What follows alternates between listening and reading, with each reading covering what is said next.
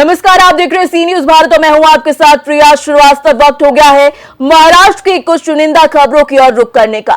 बताएंगे कैसे संभाजी नगर में रासायनिक खाद के दोष से अदरक की फसल उगने से पहले किसानों का हुआ लाखों का नुकसान। साथ ही बताएंगे कैसे संभाजी नगर में आम आदमी पार्टी ने अपने दम पर चुनाव लड़ने का किया ऐलान।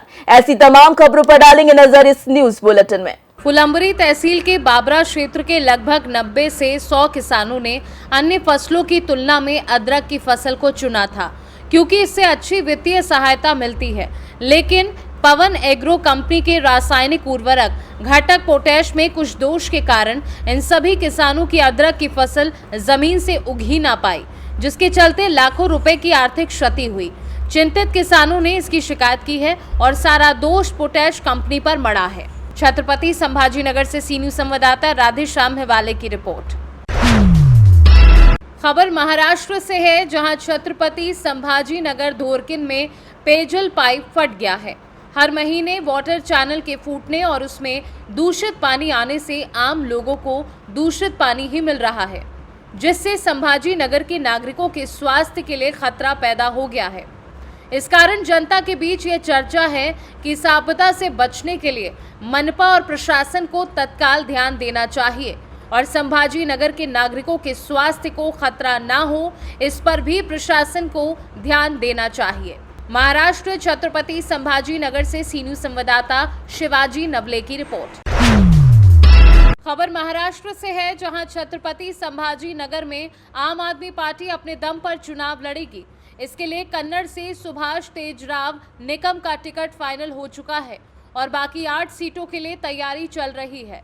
आम आदमी पार्टी के जिलाध्यक्ष सुभाष जी निकम ने एक प्रेस कॉन्फ्रेंस में ऐलान किया कि पंजाब की तरह बिजली बिल 200 यूनिट निःशुल्क किया जाएगा, वहीं 24 घंटे बिजली मिलेगी और सड़कें अच्छी गुणवत्ता की होंगी और किसानों के लिए सामान का उचित मूल्य और उचित शिक्षा और फसल बीमा घरकुल योजना, ऐसी योजना महाराष्ट्र में भी लागू की जाएगी। उन्होंने ये तमाम बातें एक प्रेस कॉन्फ्रेंस के दौरान कही। आइए देखते हैं आगे उन्होंने और क्या कुछ कहा।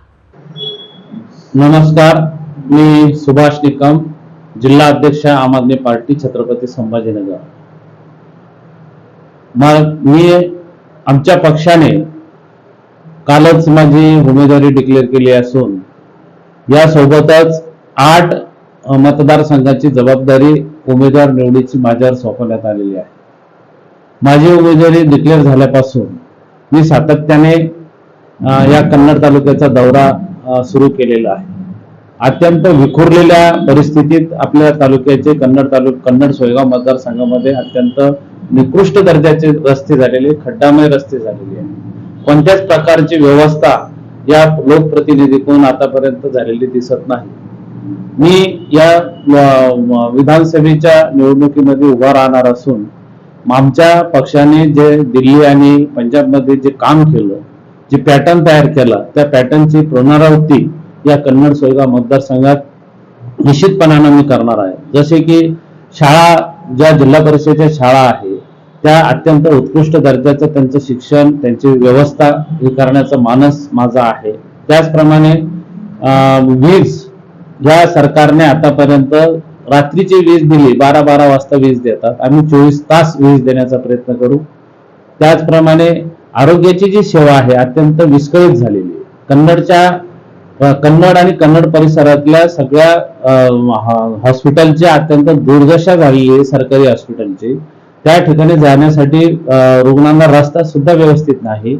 ती सुद्धा पंजाबच्या धर्तीवर 25 लाख रुपयापर्यंतची सबसिडी ही आरोग्य जो रुग्ण आहे त्याला देण्याचा मानस आमचा आहे।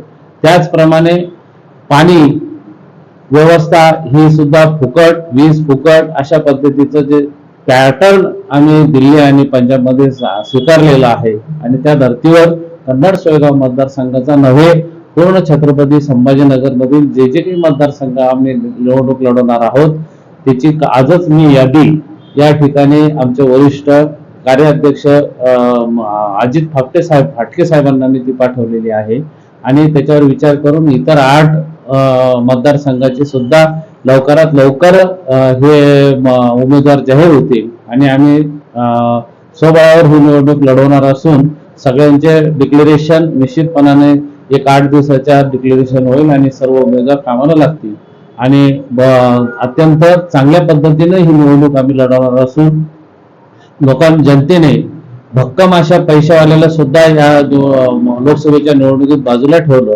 काम करणाऱ्या लोकांना लोक निवडून देतात. हा अजिंठा घेऊन आम्ही या ठिकाणी खंबीरपणाने निवडणूक लढून जनतेचे प्रश्न मार्गी लावण्याचा प्रयत्न करणार आहोत. जय हिंद, जय महाराष्ट्र. महाराष्ट्र छत्रपति संभाजीनगर से सी न्यूज संवाददाता शिवाजी नवले की रिपोर्ट। फिलहाल इस न्यूज बुलेटिन में इतना ही। देश दुनिया की बाकी खबरों के साथ जुड़े रहने के लिए आप देखते रहिए सी न्यूज भारत।